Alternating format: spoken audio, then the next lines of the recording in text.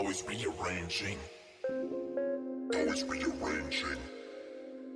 Always rearranging. That is constantly changing. Always rearranging. Always rearranging. Always rearranging.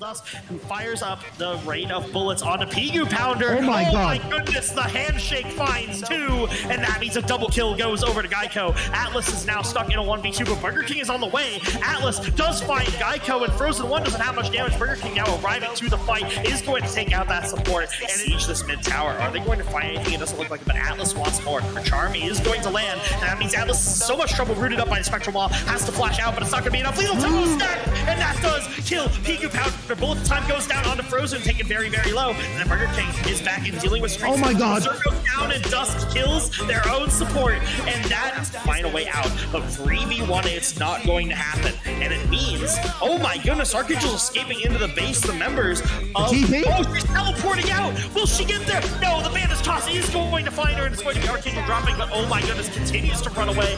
Finally, what is your engage? Evan is approaching, Atlas is approaching, the pillar goes down, and Evan is in, but Hamshook right out of there. Fate Seal goes down, but there's just not enough Wombo. It's not there in time, and the hostile takeover does so much, but the bullet time comes down, and it's massive. Atlas now flashing on top of Street Smurf, who falls to the troll, and the troll hits so fast. Troll is already pushed down the top, inhibitor going to be able to rotate in the mid one, was looking for weak side veteran. Both ultimates come out, and weak side veteran is deleted, and that means Archangel is in. Welcome back to our final game of the evening of FOF Mythic Season 5 Week 1. We have the 2-0 Rice Farmers versus the 1-1 Goofy Goobers, and here to cast with me is once again Lolo.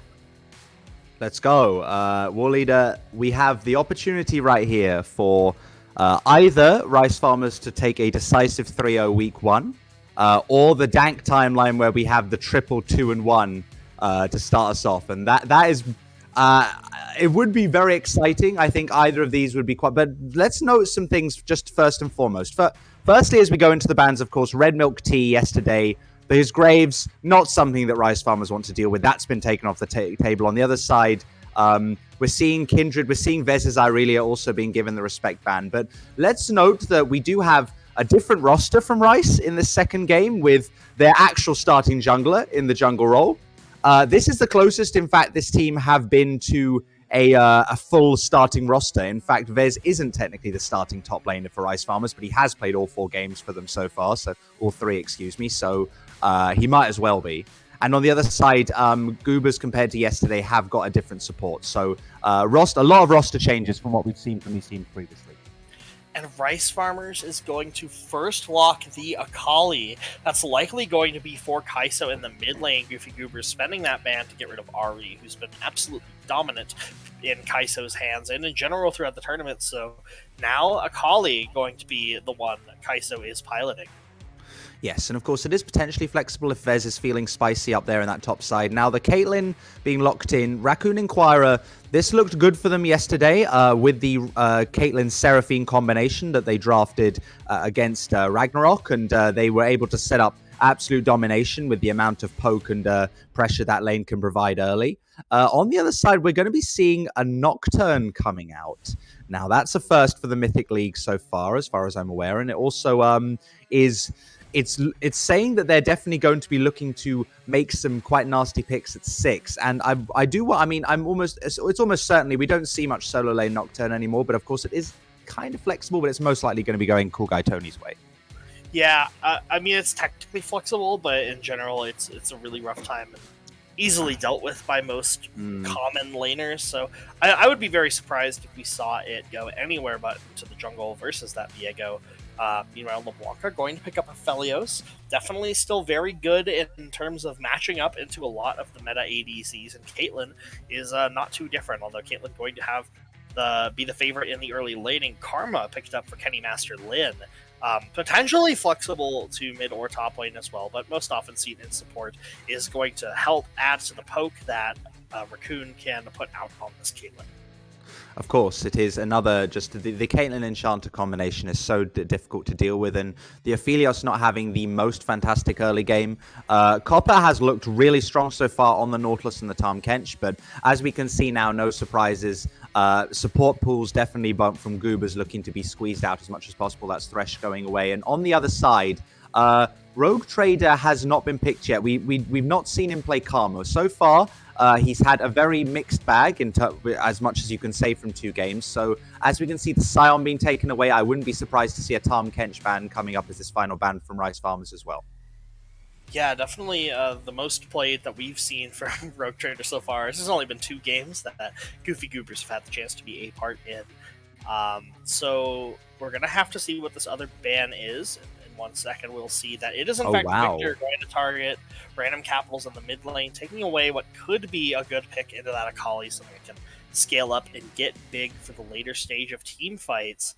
And now we're going to have to see what Goofy Goobers want to do with this 4th pick of the draft. They've secured themselves the bot lane and the jungle, and it's going to be Vex is the answer potentially in that mid lane to answer the Akali. Nice and fat spells to hit that Twilight Shroud.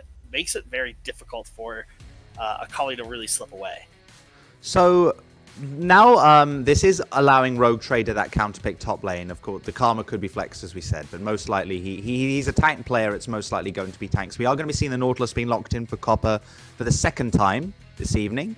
But now this is the really key thing, is what does Vez pick here? Does he fancy himself taking something like the Camille into that what most likely will be a Tahm Kench if he doesn't play something that will completely counter it? It does look like it may be that. Now, if that does get locked in, Rogue Trader played this matchup against a weak side veteran yesterday and dominated. But Vez is a different kettle of fish. He's quite proficient on this pick. Weak side veteran, not necessarily as proficient, but trying to take the counter pick anyway. So let's see if Rogue Trader locks this in, because I think this top lane matchup is one we're definitely going to have to keep our eyes on this game. Yeah, and Rogue Trader is getting their pick of the litter in terms of what they want to pilot up in this top side. Going to be able to counter pick into the Camille this time. Something I heard from so long ago is that Poppy is really good, but I have to imagine that Malphite is probably a little more along the lines of what Goofy Goobers want in their composition. So it's going to be Malphite for Rogue Trader up in the top side, and Goofy Goobers have themselves quite a bit of engage. They do, and moreover, of course, with this draft that Rice Farmers have gone for, things like Warden's Mail and so on for Malphite are just going to provide, and Steel Caps are going to provide so much value against this team. So he does definitely have the run of being, and probably playing another weak side game. Goobers have the opportunity to put a lot of resources into this Caitlyn, get them far ahead, put a lot of pressure down on that bot side of Rice, and we've seen how proficient LeBlanca can be, so they definitely want to be locking him down on this Aphelios, not allowing him to get to those stages where he can hyper carry. But yeah, this is going to be a very exciting game. Let's see whether Rice can take themselves to a 3-0, or it's going to be the dank timeline that we spoke about. And one last thing I do want to mention, War Leader, is which one of these teams would you rather see on a hoodie?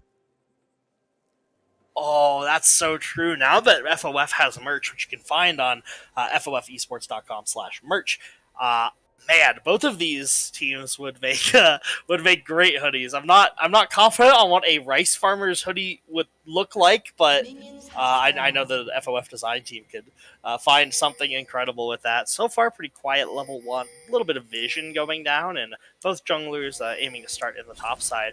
Cool Guy Tony, though, Bax gets a sweeper and is going to pick up some early XP for themselves. I'm a little surprised that they didn't give that XP over to one of the solo lanes, but nonetheless, Cool Guy Tony going to have a little bit extra XP in the pocket from that sweeper purchase. Also, just going to provide, deny that vision. That's going to just be a little bit of early advantage, nothing major, but that is obviously just, it's one of the, you're never going to say no to that. It's going to be very nice for him just to start things off with that extra little bit of CS and XP. These lane assignments, this is what we were going to wonder about here. Oh, Nightgale finds a hook onto Raccoon Inquirer, who's taking damage from the Ignite. Aphelios pushing forward with Green Gun, but it doesn't matter because you can't see into the bush. Raccoon Inquirer picks up first blood, but now Nightgale, can they find Raccoon Inquirer for a second kill? The hook oh my is going God. to hit Kenny Masterlin. Nightgale flashes forward, does find Raccoon Inquirer. Will Kenny Masterlin have the damage to take out Nautilus? Will Nautilus be able to walk out of this one? The Q does come down. Nightgale is taking a bunch of damage, but the potion heals about as much as these auto attacks are doing, and Dredgeline comes out, going to put Nightgale over towards the wall. Mantra Q comes out, and the splash damage does hit Nightgale, but the repeat damage does not, and it is going to be a 1-for-1 very early in bot lane. Going 1-for-1, it is going to go in favor of Raccoon Inquirer, though, picking up that first blood. So, you know what? I mean, that was just an amazing first off 2v2. No hesitation there from the side of Rice Farmers there, saying, no, we're not going to allow you to establish a massive priority in this lane. We're going to go for the engage at level 1. But let us know that Nautilus there sitting 1-0, that is meant to be the starting top laner for this team, who's sitting there chilling on the Nautilus. It's not Copper this time around. It's a different Nautilus. And he says, I'm here to play. Yeah, and speaking of here to play, Vess, absolutely massive CS lead in the early one, and I know that there's a big wave dumped under Rogue Trader's Tower, but even if Malphite picks up all of that CS, it is going to be Camille with the early CS lead. Meanwhile, Nocturne having nearly full clear of the jungler, while Viego is much slower to that point, probably going to stop after blue buff and try and show up into the spot lane. Oh my goodness, the poke onto LeBlanca gets it down to single-digit HP, and the dredge line goes wide as Raccoon has to fire that 90 caliber net, get a little farther back. Cool Guy Tony has to be here to defend the spot lane, and Red Milk Tea may be looking for a dive, but doesn't know Tony's there. Does see it on the sweeper, but now the engage is on. Fear goes out onto Viego, but they're not going to find much more. LeBlanca is so low, and they're going in on Cool Guy Tony. He still shields up, but the dredge line comes out and finds Red Milk Tea, who has to flash away. Cool Guy Tony trying to find damage, but this fight is on such a knife's edge, and Red Milk Tea picks up the first kill on the Cool Guy Tony, gets the reset. Kenny Masterlin, the poke lands on top of LeBlanca, who falls for a second time this game. Aphelios has no breathing room. Oh my goodness. And it's not over. Dredgeline comes out on the Kenny Masterlin, takes a tower shot, almost steps up and takes a second one, trying to find that tether. Neither quite lands, and as a result, the support's playing on a knife's edge. Nightscale looking for another kill on that bot side, doesn't quite find it. Meanwhile, big fight in the mid lane. Random Capital's finding a lot of damage, but low on mana. Red Milk Tea has arrived. Kaiso goes into that Shroud, and Random Capitals is ready. The Fear is online now. Flash forward, going to cause Kaiso to run away. Viego goes forward, gets the reset. Cool Guy Tony not going to be able to find any rebound. The Viego's online. There's so much that we could unpack from that, but let's just say the ultimate winners there are definitely the mid jungle for the side of Goofy Goobers, who have just put themselves significantly in the lead from there. That bot side dive definitely going out in the favor of Goofy Goobers as well. They've got themselves a 4-1 lead, just over 1.5k gold lead, and they're already putting themselves in a very strong position to start snowballing with this bot lane and this mid lane as well. Yeah, and LeBlanca specifically on this Aphelios has had absolutely no time to just farm up and get to the hyperscaling point that Aphelios wants to get to. And really, it's very important for Caitlyn to shut down Aphelios in this early game, because the scaling, at least in the mid game, is so much in the favor of Aphelios that you have to try and delay that as much as possible. So far, Goofy Goober's doing a great job at doing so and playing towards the strong side bot lane that they've created. As we take a look back down there, we'll see the attempted poke not going to land. They're about to dump a massive wave into the Blanca's tower, so should be hopefully nice for the Aphelios to pick up a bunch of those minions as we start to quiet things down on the map as the junglers go back to their camps. But Cool Guy Tony might be looking towards the spot side, especially if the Nocturne is going to hit level 6 off of these Krugs. It doesn't seem like it's quite going to get there. Red Milk Tea looking at the dragon, thinking about starting it up, but without the vision assurance, actually going to go and check where Cool Guy Tony is right now in this jungle.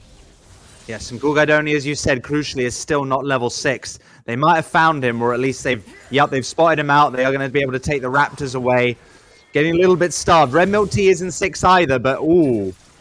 Hang on, all right, a little bit of a smite exchange there, but nevertheless, still they have control of the river, and they have priority because of how far ahead their bot lane is, so this might be now, Goofy Goobers feeling comfortable enough to take that first Drake. Yeah, and Nocturne, Cool Guy Tony has to try and look maybe for some topside enemy camps to accelerate them towards that level 6 mark.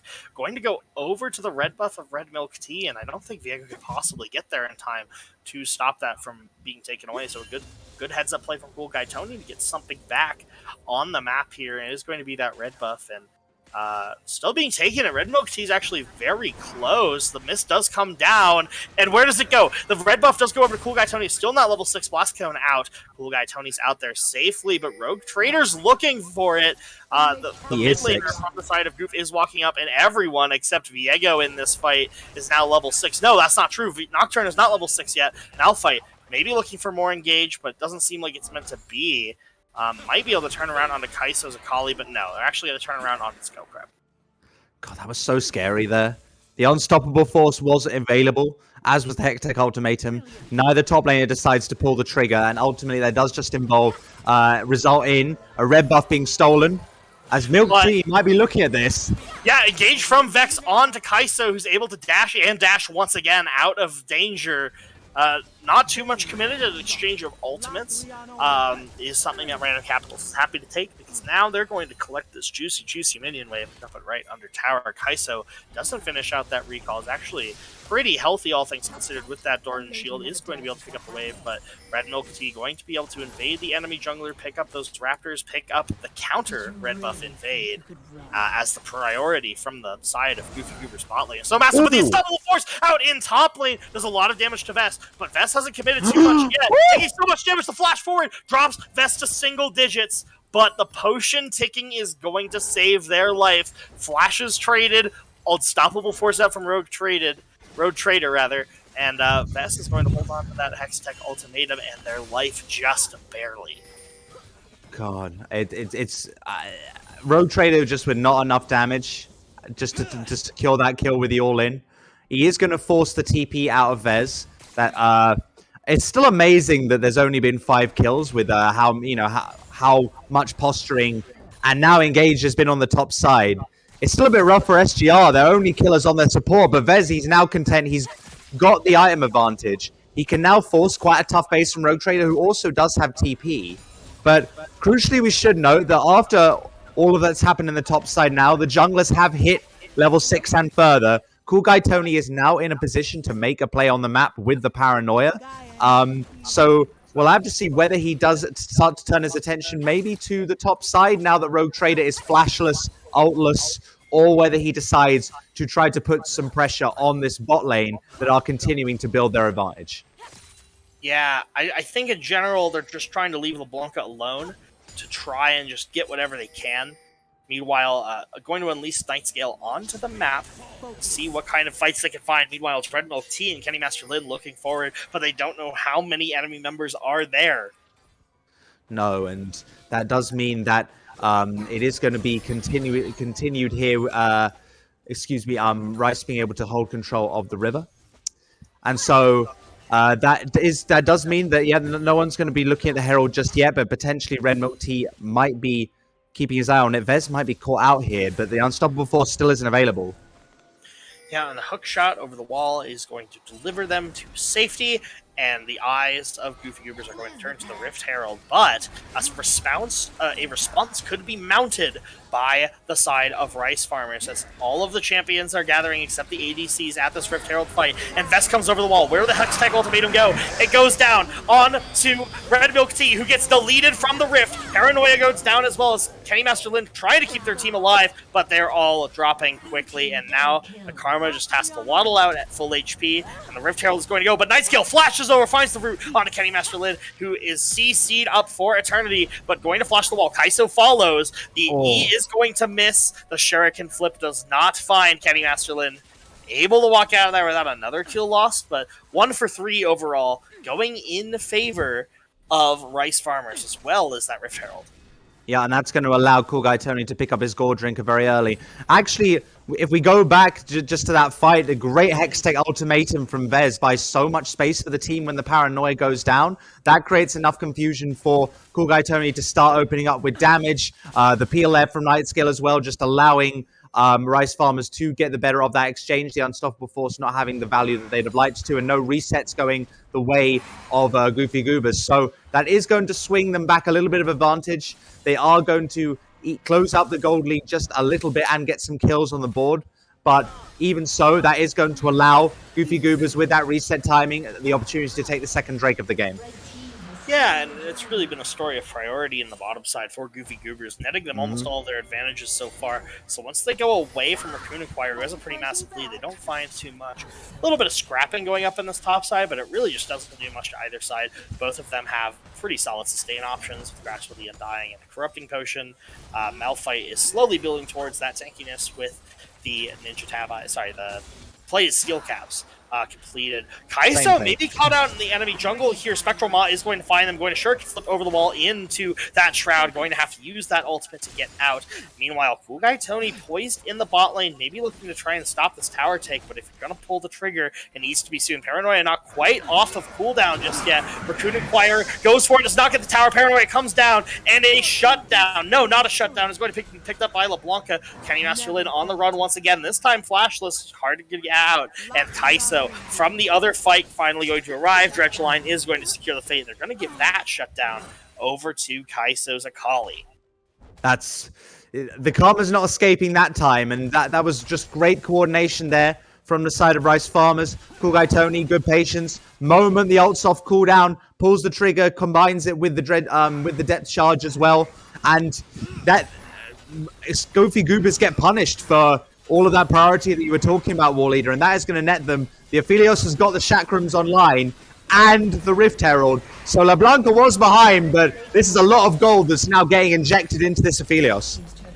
For sure. So much gold going over to Nocturne and Aphelios and even Akali over the course of that fight. Now the gold lead is a solid 1,000 in the favor of Rice Farmers. So they've managed to overcome the early game lead that Goofy Goobers picked up for themselves in that bot side. Now, as these ADCs approach the 1 item mark, it is going to start becoming more of Aphelios' game. That being said, Raccoon Inquirer is going to walk up to that bottom tower and hit it, but the last plate does not come with it. The first tower gold does not come with it, so that is going to be pretty different in terms of the amount of gold. Meanwhile, Red McT looking for a dive maybe in this top side with Rogue Trader onto Vex, but Hextech Ultimatum is a really good stopping tool. Random Capitals on the Vex is in range, and we're going to have to see who starts it up. Red McT shows himself unstoppable forces out. Spectral Maw hits. There is no time. Hextech Ultimatum comes down, but now you are afraid of Vex. Rogue Trader able to get out of harm's way, and that is a clean kill going over to Random Capitals and the Goofy Goobers. I don't know what counterplay you have, even with Flash from that. That is a lot of layered CC, and that is just going to be a top lane tower taken now for the side of Goofy Goobers. They'll be very happy with that. That's going to allow Rogue Trader to continue to playmate with that unstoppable force once it's off cooldown, and just build them some pressure on the map to match the priority they've continued to build in that bot side. So yeah, the side lane is looking really nice now for Goofy Goobers, but they have to be a little bit careful because their blue's being taken.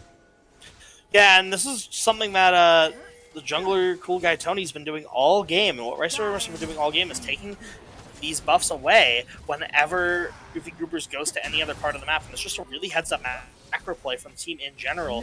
Kenny Masterlin might find a route onto LeBlanca, and Raccoon Inquirer's trying to get in range to do the damage. The ultimate is going to come out, but heal burned from LeBlanca is going to keep them alive, and they're not able to get forward. Meanwhile, Kai'So finding a Shuriken flip onto Red Milk Tea, but backup is there. Rogue Trader is down on the bottom side of the map. And what are they going to do with this pressure of having their top laner here? Tony in trouble taking Seismic Shard, but no, Kai'So's right there in the wings, so they're just going to back out. Yeah, they're just going to back out, but that is going to allow Goofy Goobers some time to put a little bit of pressure on this turret. They don't have a wave. The wave is coming, but the bot lane of Rice Farmers are going to have to base, so that is going to give them a little bit of a window now to try to establish themselves more pressure on the map around this mid lane as well. Priority still very much in favor of Goofy Goobers after that exchange, but not much more is happening from the map this time. The goal's still fairly even. Yeah, and the gold all evened up. You have to look at the two dragons that have gone the way of Goofy Goobers so far as the point of advantage. But 35 seconds, it's going to be Rice Farmers' chance to strike back. Both top laners have teleport and are able to get to the play, but currently Rice Farmers are the ones that have the vision set up in the river, and Red Milk Team might be in a bit of trouble here. Paranoia comes out, Rakali goes in, flashes exchange, and currently trying to take refuge under the tower. Cool Guy Tony with the Gordrick is going to take it out. Rogue Trader is teleported into the fight, and Vess is in base looking for the opportunity. Nightingale finds a hook onto Rogue Trader. Nothing more going to come for now with the jungler from the side of Goofy Goobers taken down. It's going to be really difficult for them to get into this Drake pit, but they're still going to try, it looks like. LeBlanca may be caught out on the side from Kenny Masterlin, not able to find much more, and they're waiting. The teleport from Camille is in the flank. The depth charge is out onto Raccoon Inquirer, who's instantly Hextech Ultimatum. Meanwhile, Cool Guy Tony under a lot of fire. Rogue Trader and finds the unstoppable force onto them, but oh my goodness, 200 years, LeBlanca finds that solid Infernum ultimate, and it's going to take down the side of Goofy Goobers. Oh, Wow. stopwatch on the side of Kenny Master Lin's going to keep them alive in the queue. Oh my goodness, are they going to be able to trade back into Kaiso? No, it doesn't quite look like it. Not quite enough move speed, not quite enough damage coming out from that support. And there we go. Rice Farmers finally grabbing themselves a foothold in this game. They've now have a 1,000 gold lead, and they've stopped the dragon stacking. Yeah, and it was just quite ambitious there from the side of Goofy Goobers after their jungler had gotten picked to go for that play, and they get punished for it. The TP, as you say, comes out for the Camille. Hextech Ultimatum immediately goes onto Raccoon Inquirer. He's not able to hit at all, whereas LeBlanca, Mr. 200 Years, as you mentioned, is able to free hit the entire fight. And that's how that all goes Rice Farmers' way. They managed to take themselves up a Drake and actually build themselves a 1k gold lead. With that gold lead coming out, Goofy Goobers are trying to respond in the mid lane, taking advantage of the back timers from the side of the Rice Farmers, and they might be able to get themselves this mid lane tower. They're certainly sieged up in there with 4 members over there. Meanwhile, Red Milk Tea trying to pick up maybe some camps in the river. No, just getting some vision down for now. Might look towards that blue buff, but Kaiso and Cool Guy Tony are in the area. We're going to have to see how this goes. They know Kaiso's the Spectral Maul comes out onto Kaiso, tries to sure get flip out, but is very slowed. Caitlyn ult is going to shut down Kaiso, and that pick starts to give Goofy Goobers a nice foothold in the enemy jungler. Blue buff going over to Red Milk Tea, shut down, going over to that Caitlyn. Yeah, and that is a fantastic play for the side of Goofy Goobers. Getting a little bit more gold into the Kaelin, but also allowing themselves to continue to work on the priority they've been building all game, establishing presence in the blue side jungle, of Rice Farmers, and also hold that the Baron's coming up in 50 seconds time. They're going to try to rush this Herald. They might be able to get both and continue to look at all that vision they've got established around the Baron pit as well. Yeah, and currently there's no real response from the side of Rice Farmers. They're either not aware of the play or they're just going to try and trade the mid tower for it. That's where their members are right now. But Random Capitals on the Vex is roaming towards the play, and so are the rest of the members of Goofy Goobers trying to hold against the siege. Dredgeline is going to go wide into Kenny Master Lin, who's now going to try and find a root on a Nightingale who gets rooted up. The trap does go down in time. Nightscale taking so much damage, but Aphelios ulti's big, and the Paranoia is big. They're on top of the backline. The block are putting out so much damage, but the fight is breaking out everywhere. Hextech Ultimatum is going to secure, and the fight is completely mopped up for Rice Farmers, finding 4 members. Kenny Master Lin, once again, the sole survivor. And now that Baron is up, that is where the Rice Farmers are going to go. And LeBlanca, let's turn our minds back to where he was about 10 minutes ago. Absolutely out of the game. And it's completely turned around. Beautiful Gravitum Moonlight Vigil there onto 3 members. Root them in. In comes the Paranoia. Cool Guy Tony cleans them up. And that's going to be a Baron potentially going over for the side of Rice Farmers. Kenny, I don't think Kenny's going to have much chance to steal this. It is... No. No, it's not meant to be. So the Baron is going to go over to the side of Rice Farmers. They are going to take those empowered recalls. And meanwhile, Kaiso's pushing on the top side. Maybe that's where Goofy Goobers wants to make their play. Raccoon Inquirer is up there, but Cool Guy Tony almost has that Paranoia back online. So if you show yourself too early, you might find a ghost in your face. Raccoon Inquirer very scared to step up to the Baron Empowered Wave and Kaiso, who has been very threatening on the Sakali all game. And as Caitlyn, without Gale Force, which has now come off cooldown, very intimidating. You know what's amazing is that Rice Farmers have had 3 different junglers in their games, and all of them are just coming up fabulously. This is another really impressive performance from Cool Guy Tony. Finally, hearing his Kaiso is incredibly bold.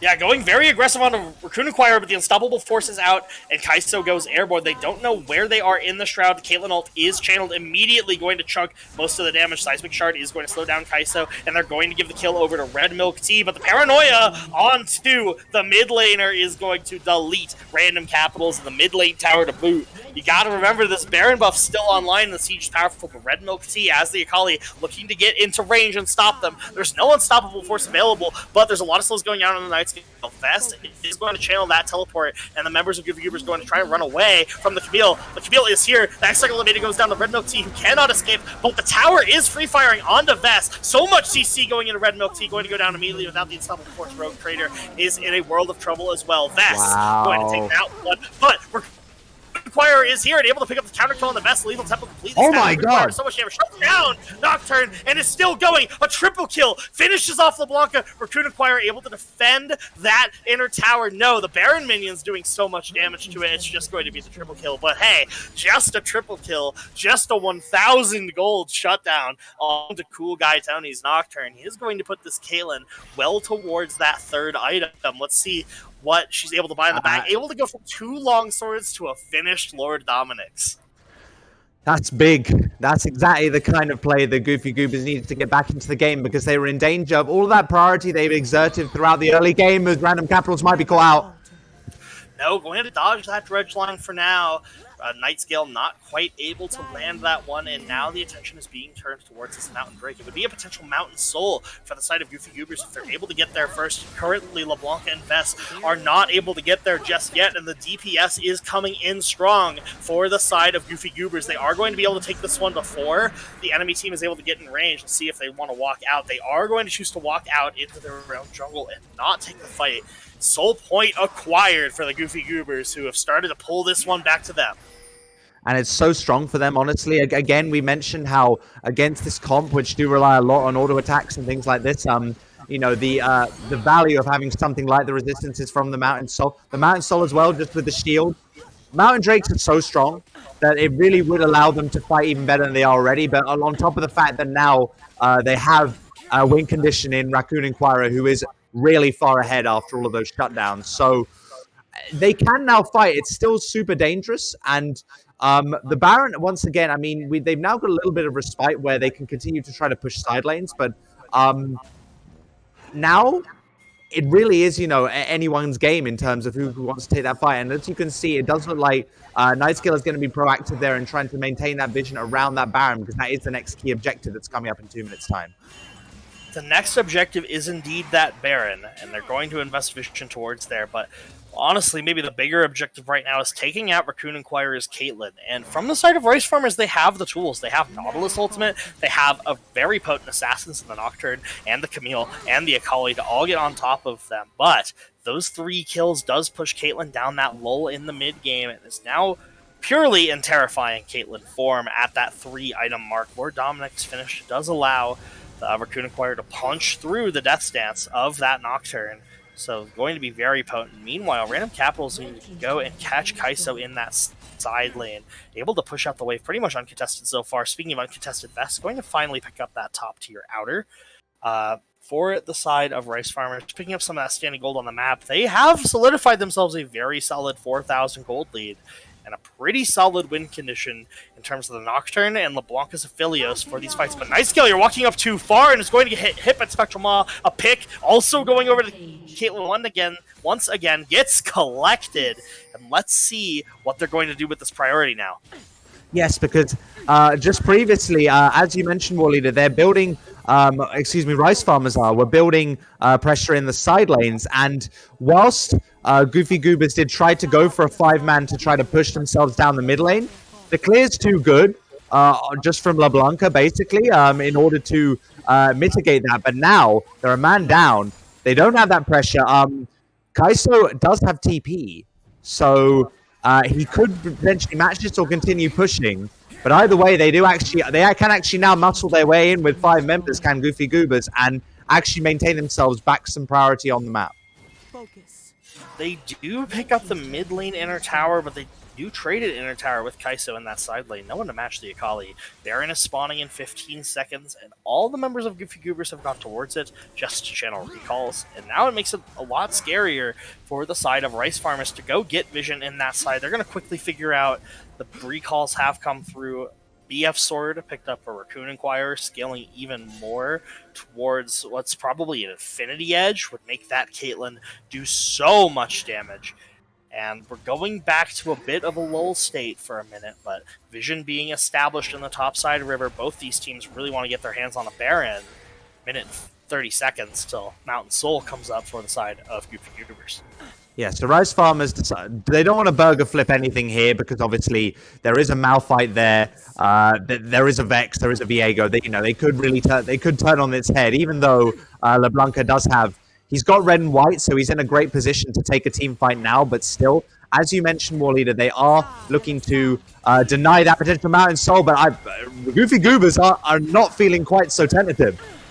Yeah, they're going to go straight towards the Baron. Immediate TP response from Kai'So does mean that the Goofy Goobers are going to peel off, and they're going to look for a team fight. Big engage from the Vex, from the Malphite. It's going to immediately pick off Vex. Paranoia goes down, but going to go in on top of that AD carrier. Could acquire has to try and kite back. A lot of the flashes being burned, but the shutdown is going to go Cool Guy Tony's way without that big DPS. It's going to be up to Cool Guy Tony to not get reset on by the Viego, but it does happen. But Viego dies before they can turn in to that monster, and as a result, Random Capital's now in trouble from Kai'So, who's now finally arrived at the fight.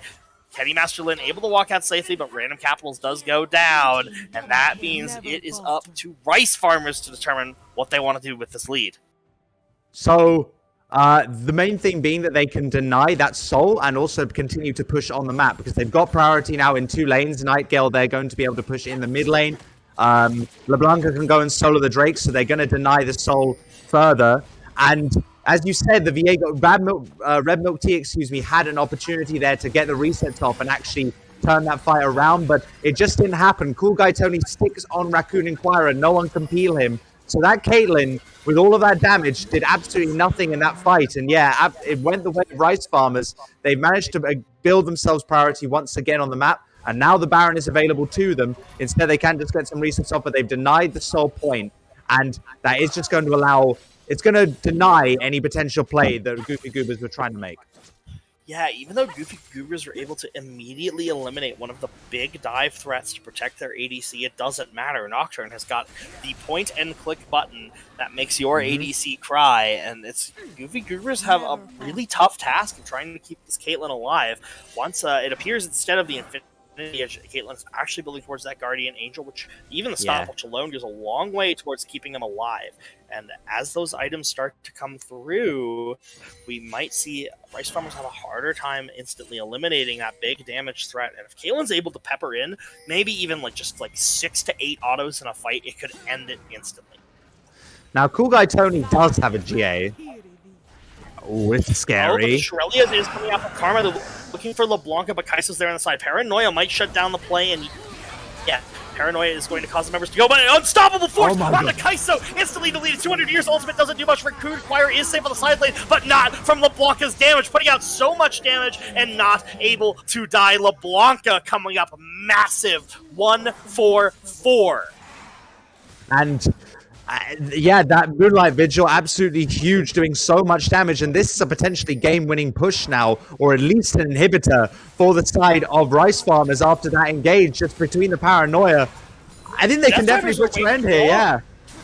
They could definitely push for the end here. Kenny Master Lin doesn't have wave clear, and the death timers are still so long. We've got another 13 seconds until Raccoon Inquirer is up, and Kenny Master Lin has to do their best to clear the waves, and the Mantra Q is just not enough. These towers are shredding like paper. Vest does so much damage. LeBlanca does so much damage, and Rice Farmers push themselves towards a 3-0 first weekend in Mythic. You've got to hand it to Rice Farmers, don't you, War Leader? They come in with 3 different lineups and they smash it every single time. Well-deserved 3-0. It's not the dank timeline, but it is a timeline that they have definitely earned themselves, and that, yeah, it's going to put them well at the front after the first week. Yeah, I'm really impressed with the way LeBlanca played that. I know an Aphelios player myself over on RLS, and man, it's really hard to get that far behind in the early game and still become such a team fight monster. LeBlanca playing that so well. Felt like they were dealing the damage of someone with twice their items in those late game team fights, and it accelerates them towards victory. And I will just say again, we've had 3 different junglers now. Finally, their starting jungler, Cool Guy Tony, having previously taken a game in the ADC position, has now come in on this Nocturne, and God, was he doing work with that Paranoia. He was firing it off on cooldown. Yes, the Caitlyn gets ahead, but it doesn't matter if he's on her the entire time. And yeah, just beautiful play there from Rice Farmers. They did And let's be fair. Credit to Goofy Goobers. They did build themselves a lot of advantages, particularly in the early game there. But Rice Farmers, in those crucial moments, they were the ones who pulled it out. And well deserved for them. Absolutely. We are going to hear from the victorious Rice Farmers, who have solidified themselves a 3-0 first week in Mythic. And I can't speak for anyone else, but I'm very excited to hear what they're thinking after this win. We'll be right back.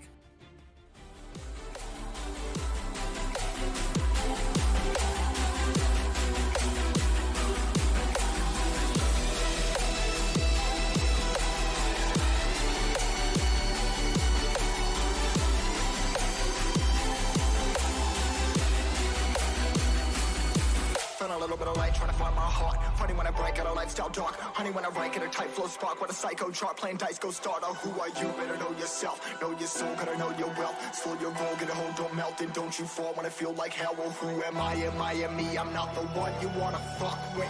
Late nights messing up my sleep, so I'm flustered. Taking out aggression with my pen because I trust it. Writing, trying to get myself a lamb color cut for the game. Leave from hanging by his chain. Click, bang, feeling rage, feeling fire in my brain, feel insane, and it's all we feel the flame. 45 to my brain, praying for it, please tell. No glory.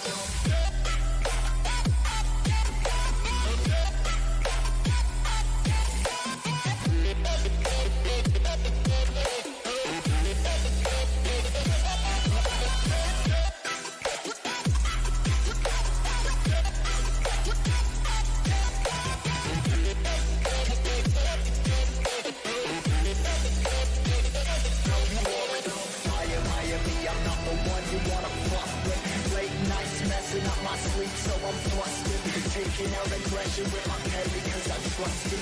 But you trying to get myself a lamb color custard.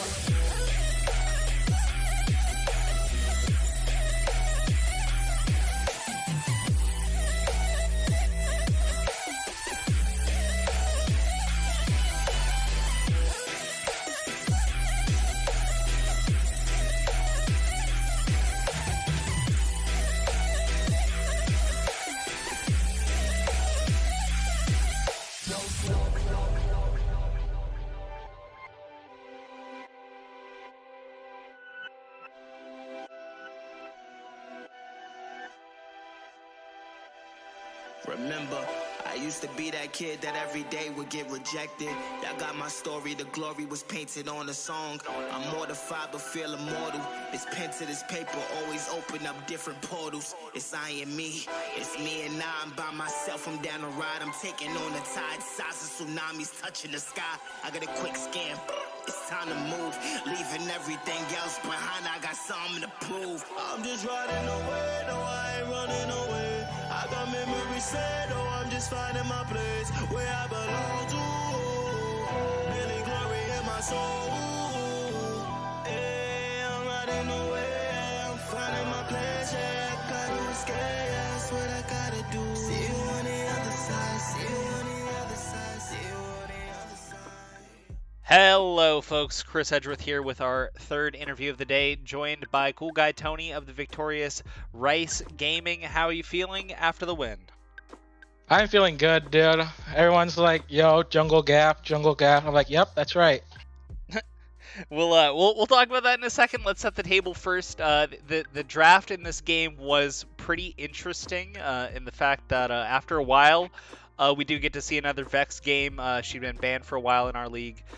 We did also see you pulling out this Nocturne into the Viego matchup. We saw the Akali coming through. Overall, there was a lot of interesting things going on moving in this draft. What were your thoughts on the draft that you folks had put together and what you were up against? Most of our drafts, the coach just kind of put it together, and we kind of just go along with what he thinks is best. Of course, he asks for our input sometimes, but yeah, that's pretty much how the drafts go. Right on. Well, let's talk about how you were able to play out in this match because you were in the jungle matchup Viego versus Nocturne. You were on the Nocturne side of it. What were your thoughts about how you're able to be the superior spooky shadow person on the map, getting out there using your ultimate to wreak terror? Yeah, we talked about that earlier in the game too. Basically, I would basically just use my R to blind everyone when they engaged on us, so they would just be like confused. And that's what happened in the last fight. And you see they were like running down Aphelios, and then I just R'd and they were just all confused. Yeah, people think that the best part of Nocturne's ultimate is the dash, but sometimes just turning the lights off is enough. For Viego, it's like, ooh, spooky, you can't see if I like throw this mist at the wall and I'm like near the wall, you like kind of can't see me, and you're just like, I press the R button and now you can't see anyone. Yeah. Pretty balanced, pretty well Yeah. used in this matchup for sure, as we saw. Also, short ass cooldown. Yep. Thank you, based Rito. And you didn't get the Axiom arc rip. The tech. Yeah, yeah, that would have been a grief item, just like how Viego rushed Bork second instead of Death Dance. True. Yeah, no, the Axiom arc is grief, but it is hilarious because of how quickly you can get it up, especially if for any of my ARAM players out there, it is like low key hilarious that you can like reset over the course of a long fight. Because of how that item works and how everyone's just dying in a giant charnel pit in ARAM. But that's neither here nor there. This was a bit of a charnel pit for you folks this week. You end up with a 3-0, just filling up the body bags for us. It's a commanding victory here out of the first week. What are your thoughts and what are the team's thoughts coming out of this first week? I think we were gonna win it all, dude. We had 3 different comps. Like we had to sub out people quite a bit, and we're still stopping every game. So I think we're winning it all. Hell yeah. Well, we'll have to see how things shake up after the second week of the round robin. Cool guy Tony, thank you so much for this interview. Before we step away, though, your opportunity for any final thoughts, any shout outs, any banter. It was a coach gap, it was a team gap, and it was a draft gap. Hell yeah. Simple, straightforward message, folks. That's going to be it for us here on the interview desk and for the broadcast this evening. We will be back with you folks for some heroic gameplay on Monday, same time, 4:30 Pacific time. So please join us. And before then, if you haven't already, check out our Friend or Fro Connect that comes out weekly. We'll have a new one coming up for you next week during our heroic games, as well as our merch shop. We look forward to seeing you next week. We want to thank all of our teams that make this possible for this Mythic Spring Tournament that we're putting on, as well as all the staff members behind the scenes that work to make this go on seamlessly. We want to thank everyone for joining us tonight, and we look forward to seeing you again next week. Good night.